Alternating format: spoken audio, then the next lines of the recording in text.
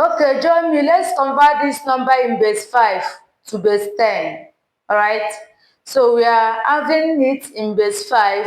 Let's convert it to another number in base 10. Alright? So we are going to have 4 times 5. That is the base. Raised to power 1, 2.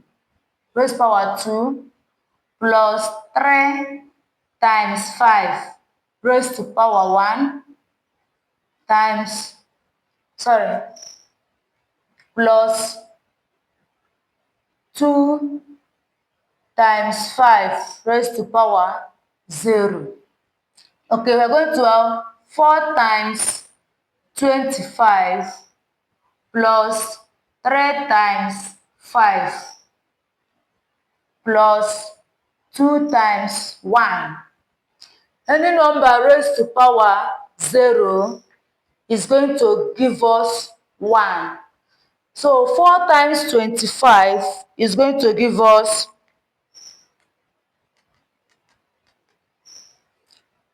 100 plus 15 plus 2.